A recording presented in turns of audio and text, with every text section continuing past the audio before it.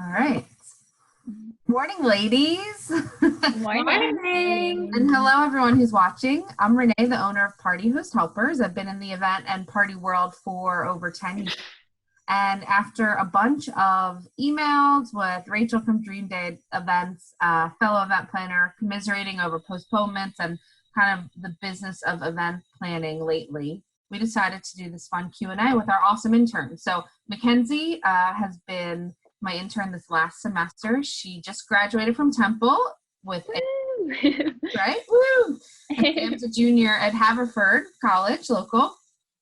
Sam, what are you studying? I'm sorry. I'm an anthropology major. Oh, Cool. Yeah. awesome.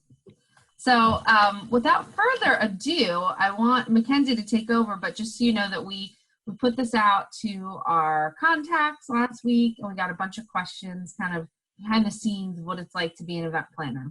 So Yeah. All right. Well, hello, everyone. Thanks for watching. So one of the first questions that I kind of know that I personally wanted to ask both of you is, what did your career path look like? Like, did you always want to do event planning, or was it something that you just figured out one day down the road? Did you go to college for something completely different? Because I know a few event planners that went to college for criminal justice and then ended up in event planning. So what did your career paths look like? go ahead, Rachael, you can go first. Cool. So I went to Albright College and I studied marketing and business. So not really at the time, people weren't going to school for like event planning. You know, it wasn't like a thing like it is now. And it kind of fell into my lap. I worked in the industry starting from when I was 13. I was actually a photographer's assistant. So I kind of got into the industry early on. And when I graduated, I had my first job out of school and I just really didn't like it. And it was funny because it was like a really nice, like prominent company, but it just didn't jive with me. And so I thought about what made me happy. And I was like doing weddings and bar and bat mitzvahs and being in this crazy event world. So that's kind of how it all started. And Dream Day Events was born. Oh, I love that. How long ago was it born? How long ago did you start the company? Oh, about 5 years ago now. Yeah. Wow. Awesome. Yeah. So, Same with me. There wasn't a lot of hospitality programs, and if there were, I wasn't aware of them. So I got my communications degree from Eastern University with a minor in marketing, and I focused a lot on PR. So a lot of my career started in the PR world. I've worked for different agencies. But at the time, you had to kind of get a job in the PR marketing world in order to do events. They went hand in hand unless you wanted to work strictly for a caterer or a hotel or a venue, and I wasn't interested in that. So I interned at King of Prussia Mall doing events for them and marketing. I was a PR intern at Children's Hospital doing some fundraising for them. I interned at my school, and then I interned at Mainline Today magazine, which is where I landed my first job. I was there for like 4 years doing their events and marketing, and the Best of the Mainline party was my baby. Back then we did it at QVC. It was huge. So it's exciting to see how far that event has come. And that was, I mean, you know, they just kind of throw you into these huge events as a child, and you learn everything. And so I kind of realized, like, okay, I like the marketing, and I think learning about it has helped me with my business over the years. But I had to create my own opportunity by starting an event firm back in 2008. And if anyone's heard my story, they know how long it took to get it off the ground and for me to be able to quit side jobs and babysitting and part-time gigs at firms. But now it's all worth it. It's awesome. Oh my gosh, this is like so great. I had no idea like any of this about you. So See? I love this. you write a book. Yeah. We have another question for both of you. Awesome. Just what is one of your favorite events that you've planned and why that one? There's so many. You want me to go, Rachael? Yeah, you take it away this time. All right. So I have had events by Renee for a while, and then I started party host helper 6 years ago. And I will say 90% of the work that I do on a daily basis is for party host helpers, our party staffing firm. So I get to hear about really cool events that are thrown all over the country with our staff. We've done events for celebrities. We've done events in crazy locations, you know, in the Hollywood Hills, beaches in Florida, yachts in Miami. Like, it's crazy. So I love hearing those stories. But my personal favorite, we did a mitzvah this year for a fashion forward little lady, and it was along 13th Avenue. And the details pulled together with our designer decorator were so much fun. That just pops, you know, into my head first, probably because it was this past year. Now we're working with her brother, but it was so creative and totally up my alley. So sometimes it's hard as an event planner when you don't have passion about even the colors that the people are using or the theme, you know, it doesn't really, it helps when you have an interest in what you're planning. Yeah. That sounds awesome. I would say, just because it's relevant and it happened yesterday. There we go. It's just because it's on the top of my mind, but I had to do a Zoom bat mitzvah yesterday. Oh my which goodness. was so crazy. And honestly, it was such a blast. I mean, number one, the family's amazing, but it's just so much preparation. Like, you're planning this bat mitzvah for like 2 years, right? And then you figure out that you can't have it because of COVID. Where was it supposed to be? It was so they belong to Adith. Mm-hmm. So it was going to be at Adith, Israel. And then the party was going to be at the Hilton on City Ave. And we just had like all these magnificent plans, and it was crazy. So they planned a second bat mitzvah, which was online yesterday. And we surprised Emma, who was the bat mitzvah girl. And in the morning, I came over at 8 a.m. and I had all these like letter lawn signs. And it spelled out Happy Zoo Mitzvah Emma, which was super cute.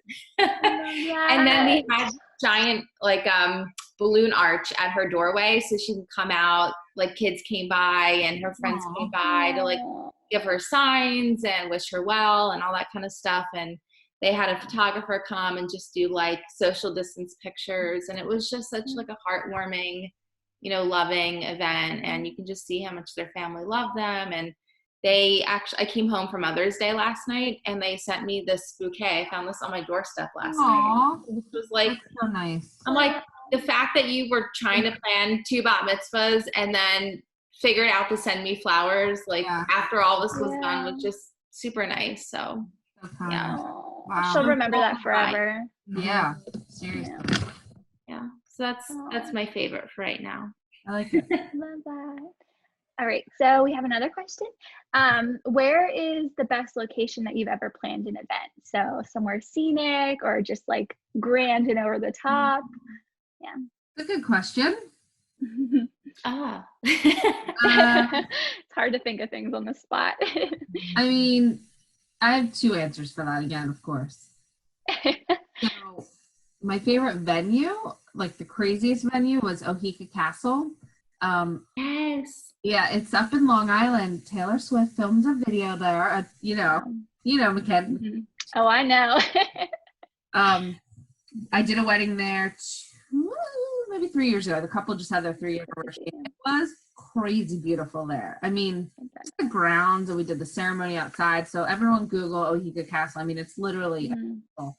I drove up and back from there to there a few times, and it was just such a magnificent place. And her bridal suite was like insane, and it was really, really cool. And you know, in Long Island, they don't mess around. So obviously, it was big. And we had Sid Miller Band. He was the entertainment, so that was cool. He's a good time. But then that same year, I got lucky with locations that year. I did a gorgeous wedding in Marco Island for a client who's now hires me for smaller parties here and there. But I helped her with her big wedding. And we did 3 days of events, basically. Welcome party, like in the penthouse with the huge deck overlooking the water. and then the wedding, and then we did a beach party the day after with a Jimmy Buffett tribute band. It was just a really fun group of people, and all the flowers she chose were so like tropical and curious. And that was when, I mean, they're still popular now, but like the palm, the graphic of the palms, you see all the in white. We really went crazy with that. I felt like we were a little bit cutting edge there, before it got like this, actually, Yeah. Like my passport. Yeah, I love that. I don't know why I'm not going anywhere. Anyway, so those I think are my two favorites of what. Sounds amazing. Yeah. How about you, Rachael? I would say, I mean, one of my favorites, I guess, out of Philly, to stay local. We did a really fun wedding at the Barns last year, and it's just such like a unique place. It's so opulent, and it's a blank space, so you can really do whatever you want in there.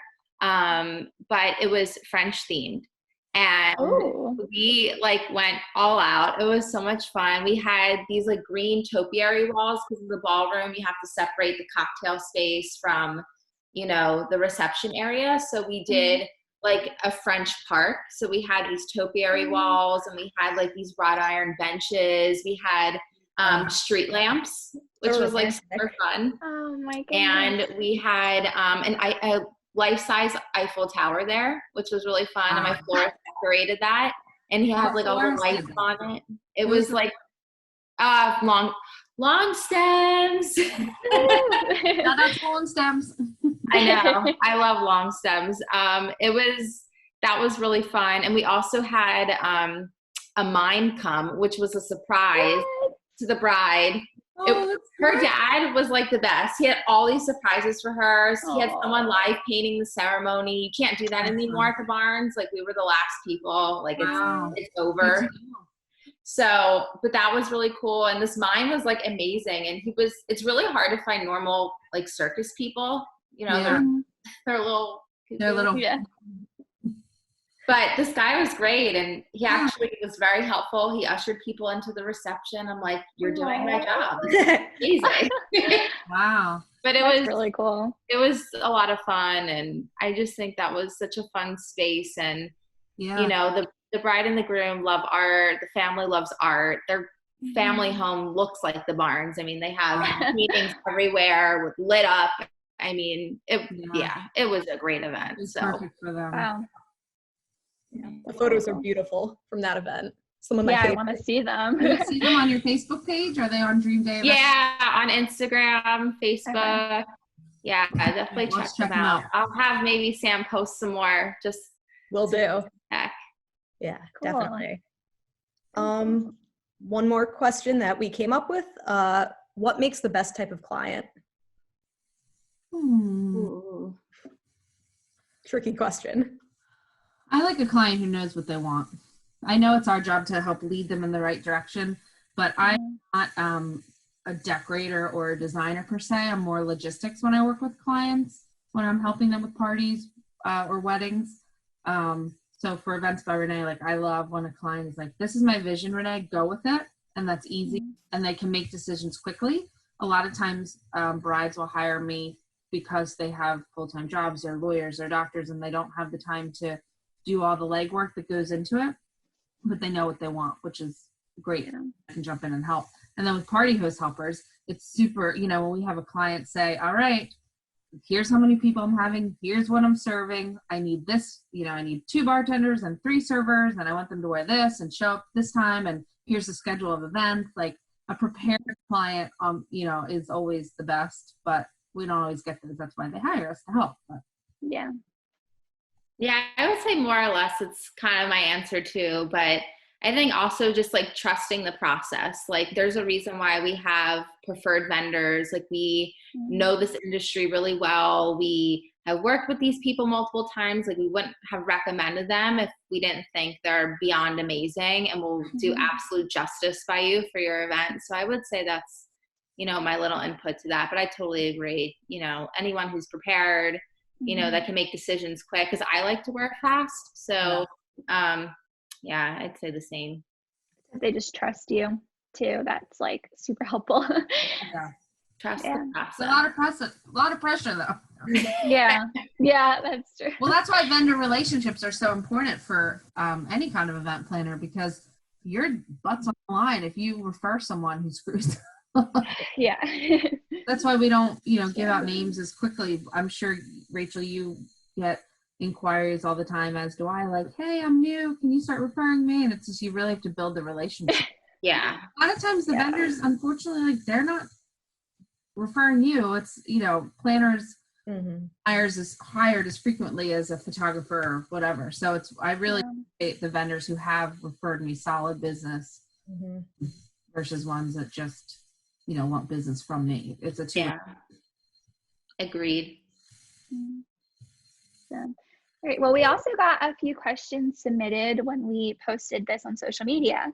Ooh. Yeah, so one of the first questions that, I don't know if it's a client of yours, but someone wants to know is, what are some strategies that you use for dealing with the more difficult client?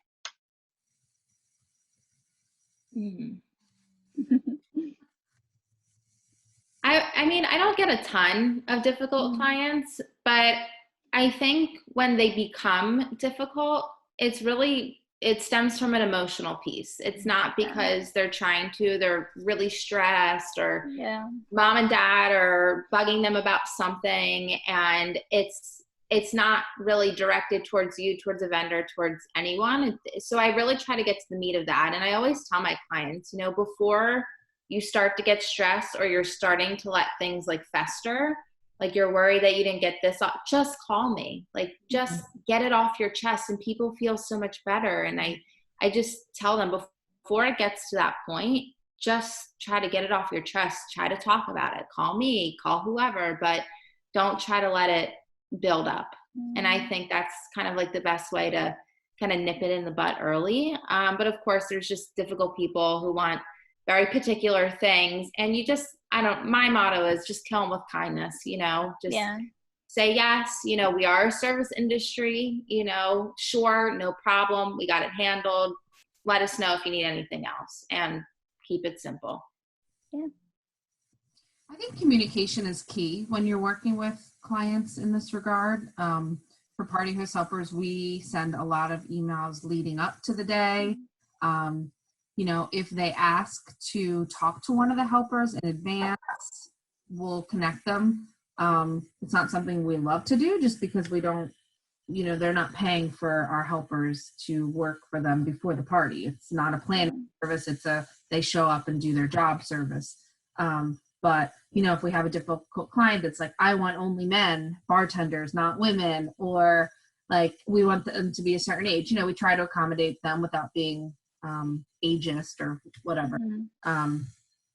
But communication is definitely key. When I set up the technology for Party Host Helpers, we make sure that the clients get an email saying, here's your helpers, with a little thumbnail of their photo, so they know who they're expecting at their front door. It says, their contact information in case they need to get in touch with them ahead of time. And then there's like another reminder, just kind of reassuring them that these people are going to show up.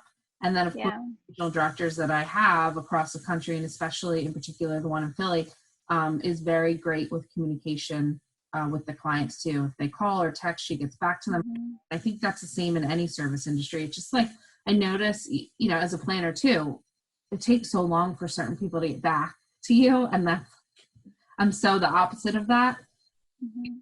And then with my bride clients, again, I like to keep the door open, Rachel, but there's got to be some sort of like boundary set too, which is difficult in this industry too.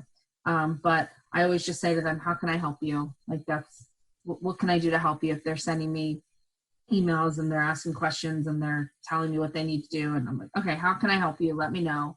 But again, communication is key, kind of, just being always available via email or phone, and checking in with them once in a while, which I do admit sometimes I'm bad at that. I'm like, oh, I haven't talked to that bride in a few weeks. Guess she's all right.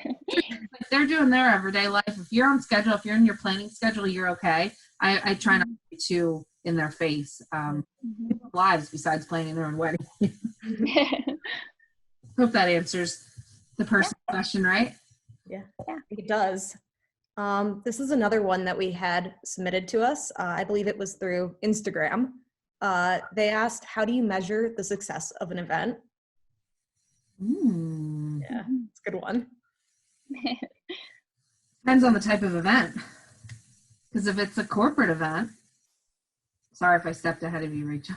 No. If it's a corporate event, you're looking for that bottom line. You want to know how much you made from the event, or if it's a fundraiser, so yeah, success could be that people are happy, but in a corporate or fundraiser setting, if it's an event where you're trying to get sales leads for your team, or even just getting people to buy a product or network, expanding a network, how many email addresses did you get? How many people bought tickets? How many or sales did you make after that? Because a party's great, but in the corporate world, it has to go beyond that. You can't just, when you're on a budget, you can't just blow, $20,000 just for the heck of it when line item. So it's important to think of that. Then for the weddings and stuff, of course, it's just seeing the happiness of the couple, the client, hearing from party host helper clients, the next day, telling us that they were very impressed with our staff and happy and how much we helped. So verbal affirmation always goes a long way for me. Yeah, I agree. I mean, from the social side, of course, if everyone's happy in the end, but also the days and months afterwards. I always take a holistic look at the day and say okay, what went really well on our side, well, other vendors. And, I always like to look at that too and take a hard look. But if they're happy afterwards and they send you thank you cards and, I've been to baby namings, I'm okay, that was pretty successful. Or getting clients afterwards, that's the biggest compliment. People coming up to you at the event and they're like, this is amazing. Are you the planner? We need your card. And or vendors saying you're amazing to work with, especially ones that I haven't worked with before. Yeah. They're you're awesome. Can we please exchange information? Love to work together again, refer each other. So that's another piece of success too, I think, when you work well with your team and with your client. Yeah, that's great. All right. So another question we had submitted to our email was, how do you handle stressful situations and last minute changes? Because obviously with events, there's weather involved, things like pandemics. So how do you best handle the stress of it all? I think you just, one, having multiple plans first. But also being calm, you have to be calm. If something comes up, your bride may be freaking out and you can't freak out with her. You have your day out bag, you have so many tools and resources. And my motto is I'm always going to get it done. I kind of come in fearless and whatever happens, I'm always going to find a way. I'm always going to get it done. So I kind of don't worry at the same time.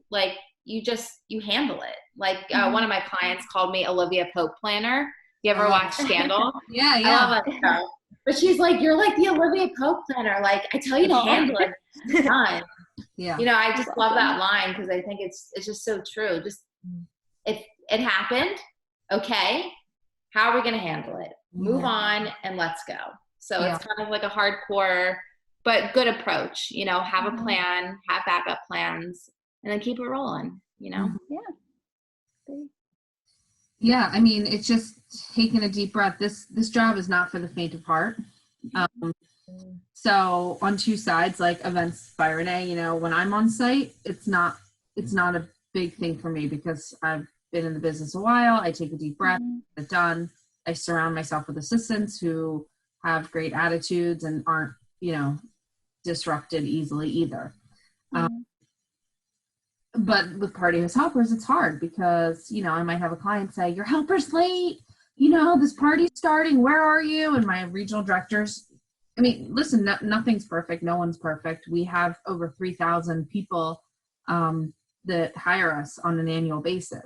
There's going to be some people that mess up, that show up late, that get their date wrong. So that's where the stress for me comes in, where I'm out to lunch on a Saturday.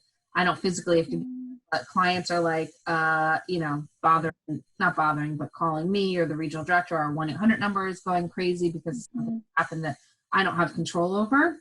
Yeah.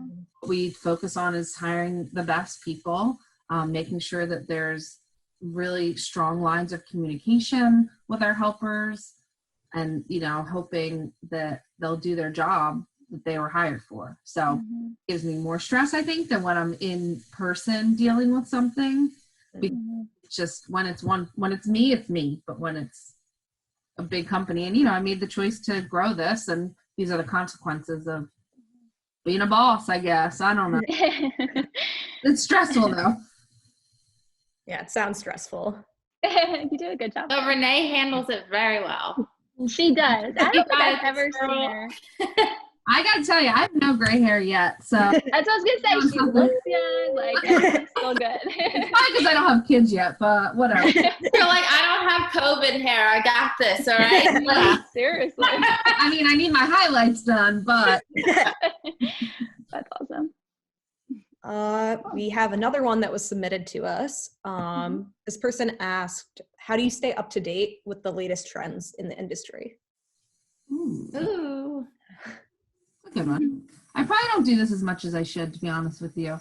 I feel like my brides kind of know what they want, and because they do research on Pinterest and magazines and things like that.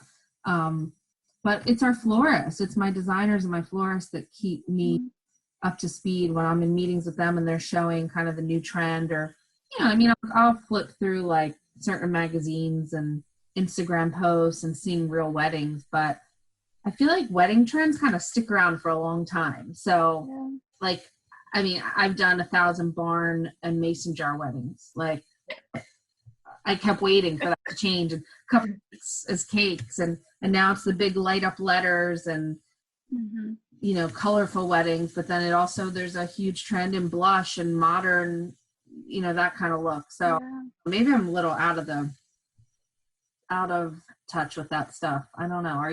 How about you, Rachael?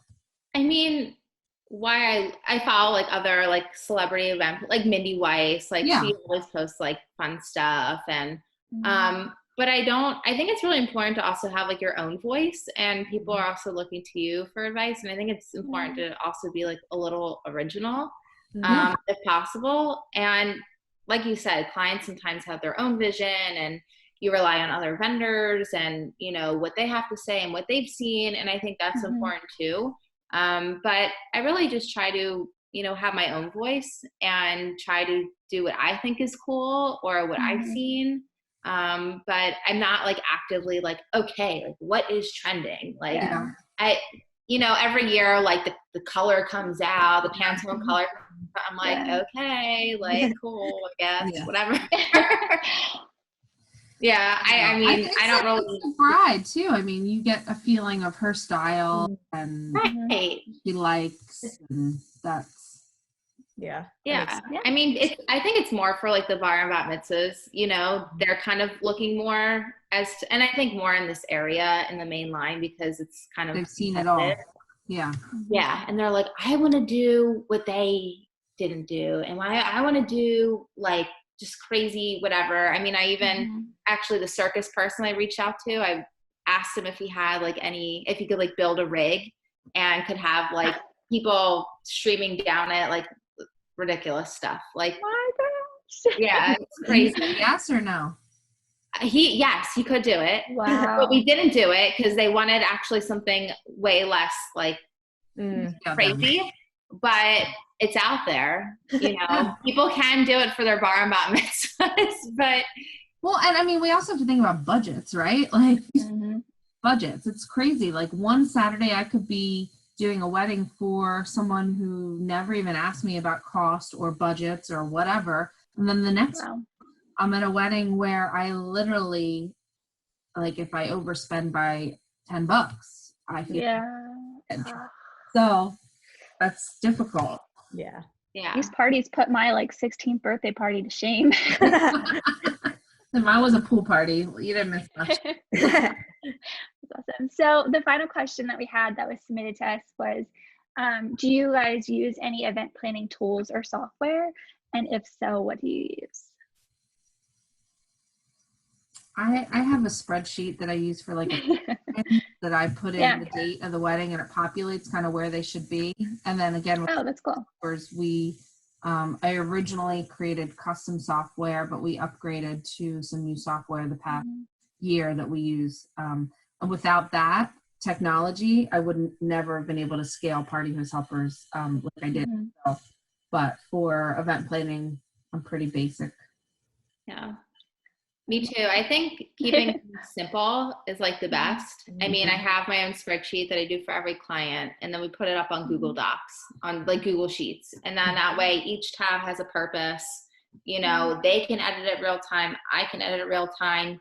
You can't like lose it, you know? So I think that's the best. And then like all seated, you know, Oh yeah. Yeah, I forgot about that.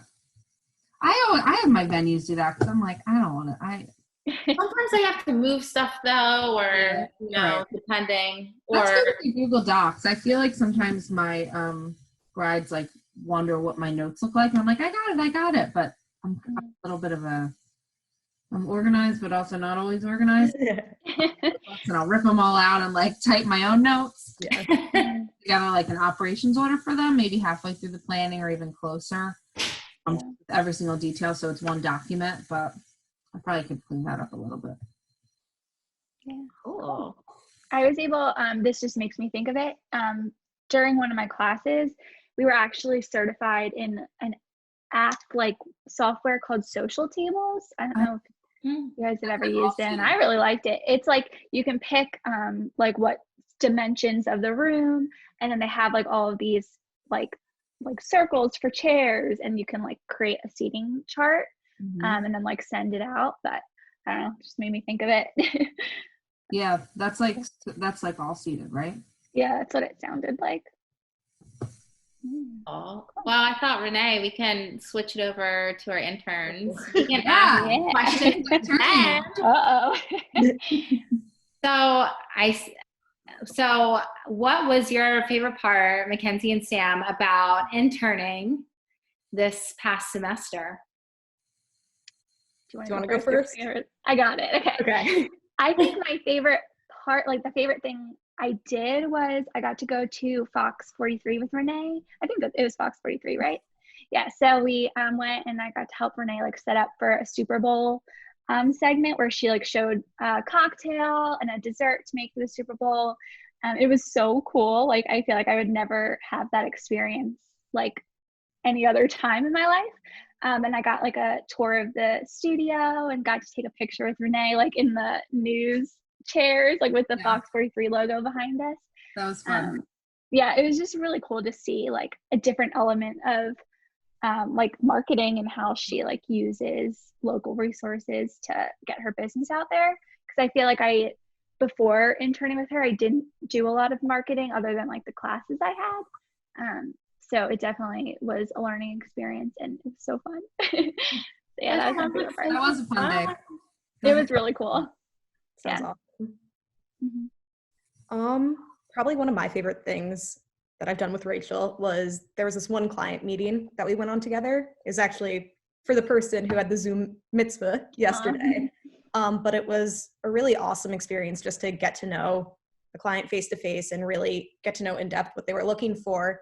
And since this was a bat mitzvah client, it was interesting to see kind of the mother-daughter relationship at play. And so I thought that was really interesting, and just kind of seeing how to balance different personalities and make sure that it's what everybody wants, I thought was a really cool thing to see. Oh, cool. Awesome. That's great that you had that experience. It's really fun. What is the one thing that you've learned as students during this quarantine? Not from interning virtually, but just as taking classes, keeping in touch with professors and, your fellow students and internship advisors, people that you would normally see on a daily basis. What's it been like? I would say that I learned that it's really important to, like, when you have this downtime, to like continue your education, because since it was my last semester, I didn't have any classes. Like my internship was technically my class, so I didn't have anything to do anymore because my classes, like I was just sitting here. But so I just made it a point to research a lot of event things. So like, for example, like next week, I am scheduled to do a webinar with Wova. It's an event app, and they're doing a little webinar so you can become certified in virtual events, since the industry is kind of changing right now due to Maybe we should do COVID. that too, Rachel. Yeah, I know, can send sign you us guys up. the Let's link. go. They're doing it for free too, which is really awesome because usually it would cost money. Yeah. So just like continuing my education, because the competition to get a job is going to be pretty fierce because of the circumstances. So just like getting ahead of the game, and trying to differentiate myself from the rest is kind of what I've been learning to do. But yeah. I would say for me, I guess one of like the biggest lessons I'm taking away from all of this is the importance of being able to hold myself accountable. You know, at school stuff is very structured and there's, you know, kind of people always looking over your shoulder a bit. But with this, I found that many more of my professors were kind of like assigning long-term assignments, and I had to pace myself and figure out when I wanted to get each part done. And, you know, having so many hours in the day, it's so easy to get caught up watching Netflix and just not doing work. So kind of figuring out how to do all of that for myself, I think has been really rewarding and will kind of carry forward into how I handle things once I'm back at school and beyond school. Cool. Awesome. Feels like Netflix released all of their seasons and shows all at once. Makes it even more difficult because you just want to watch. Yeah. I mean, time management, and that's what it is, you're saying, is still something that I struggle with. I mean, almost 40 years old, and it's just, I was good at it as a kid in school. I was never good at it in college, but somehow I make it work. But even now, just, okay, working out, you know. And I'm just a dilly-dallyer. I'm a dreamer. I sometimes just stare out the window. I think that's where my, you know, my creativity, I think, in this industry and that has helped me kind of be who I am. But it is self-discipline and the time management is very important. And it's great that you're learning how important it is now.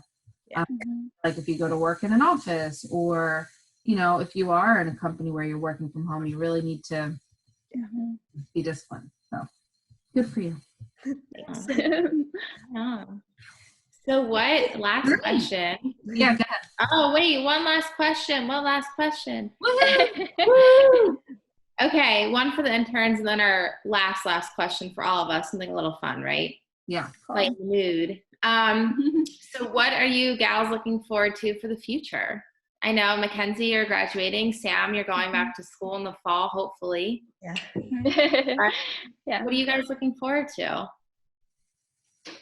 I would say I'm really excited to start my career. I feel like this year school was kind of a drag. Like, I hate saying that, but like, especially in the fall, like with all my classes, I was like, oh, I just want to get out there. I want to start working, and like, I don't want to do this stuff anymore.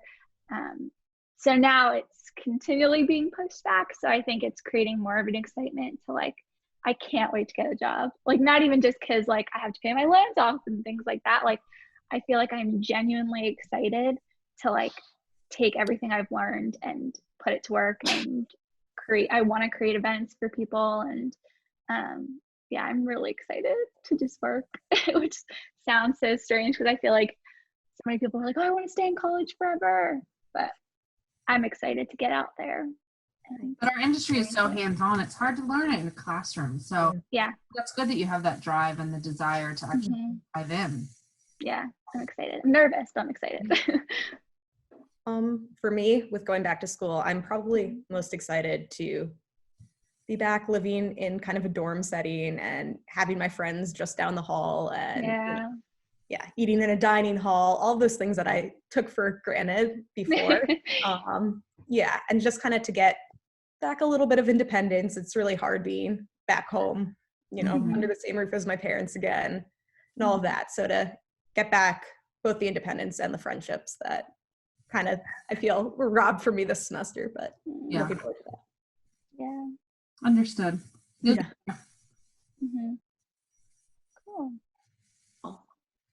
right, everyone. What's the most COVID thing you've done in the past 6 weeks? I never watch TV, and I watch more TV than I have. Probably. What have you been watching? What's your like go-to? Well, we started Ozark. Okay. More into it than I am. I don't know. It's not keeping my attention. I watched the whole first and only season of Hollywood last week on Netflix. Oh, it was so good. It was I don't watch that. the beginning was a little heavy, but then it lightened up a lot. It's like old school Hollywood. And they use references to real stars. So I don't know how true it is. Oh, cool. that's interesting. Yeah, it's called Hollywood on Netflix. And then I am on season 2 of Dead to Me because I did watch season 1 last year. Oh, I can't. Oh, I know. I can't wait to start I'm season on 2. episode 5, I think. Or 4. I know. I can't wait. I gotta start it. Those girls are back. They're the best. So, anyway, how about you guys? Well, I think the most COVID thing that I've done is I've cut my hair fully. Oh. And I've cut my boyfriend's hair. Good. So But your hair is still long. How much did you cut I know. It was literally, Yeah. it was wet and I put it into sections and I was like, okay, that one's done. And that one's done. So that's kind of how I cut it. It looks good. Yeah, it looks turned out really good. well. I might have a new job after all this. Yeah. Seriously. Or you can do your bride's hair. Right? And makeup maybe. Well, maybe it's a new service. I don't know. And then of course, like Netflix, I think we've all been binging on that. Nothing really good in particular lately. I'm trying to get into Schitt's Creek, but I'm not. It's great. I know. I've tried to get into that too, and it's never caught my attention. I keep watching it, trying to get into it, and I don't know. But what was really good, I'm trying to think, it was on Amazon Prime. I just can't. The Hunters, there we go. That was really good. I don't watch that. That's a must. Okay. How about you guys? I would say my family would make fun of me when I say this because they roll their eyes every time I get into the kitchen. I've been making everything with bananas, like banana bread, banana muffins, like banana oatmeal. I don't know what it is, but bananas have been like my go-to quarantine That's so funny. dessert. That and I did buzz my boyfriend's hair. And I got addicted to Married at First Sight. Oh gosh, I'm scared to even turn it on because I think one of the seasons is on Netflix, and it is so good. Like So bad, but so good. Okay. So I would recommend it. Is that the show that the little short guy's on that everyone's been making? No, that's 90 Day Fiancé. Oh, okay. Same That's what I've been idea. Married at watching. First Sight. Oh. They literally don't know anything about each other, never see each other until the altar. what? Creepy. Yeah, and so then they have to like build a life together as strangers, basically. That's terrible. Good. I know, but it's good. So good, but so bad. Yeah, exactly. For me, I've taught myself to knit. So I feel like my inner old lady is kind of coming out, but I'm here for it. Impressive. Yeah. And then Cool. also I've been trying, my family, because I'm here with my parents, but then my brother, he lives in Cambridge, Massachusetts. So we've been playing Settlers of Catan virtually, pretty much like bi-weekly. And that's been going really well. And it's super That's fun. fun. I don't know what that is. What? Great board game. Oh, what's It's it an called? amazing board game. Settlers of Catan. Okay. Kind of nerdy. So you have to like really think. Yeah, you have to like think. It's not like an Uno. Like it's No. like you have to strategize, I think. Yeah. Oh Okay. yeah. But I've been it's playing Words with Friends a lot too. Oh, fun. Cool. Well, this Awesome. was so nice, ladies. yeah. Yeah. Thank you for being great interns this semester. Oh, thank you for having me. Yeah. It was my favorite part of my schooling. It Aww. really was. Awesome. And Rachel, this was fun. I'm so glad that we got to do this. I know. Me too. We'll do it again, maybe in person. I know. Yeah. Yeah. Grab a coffee. We definitely need to grab a coffee when this all lifts, or a drink, whatever. Yeah. Maybe drink. Yeah. I'll make one of my famous cocktails for you. Sounds delish. All right. Well, I am going to end the meeting now, end our fabulous webinar. And thanks to everyone for tuning in if you made it this long. Yeah. Thanks, everyone. Thank you.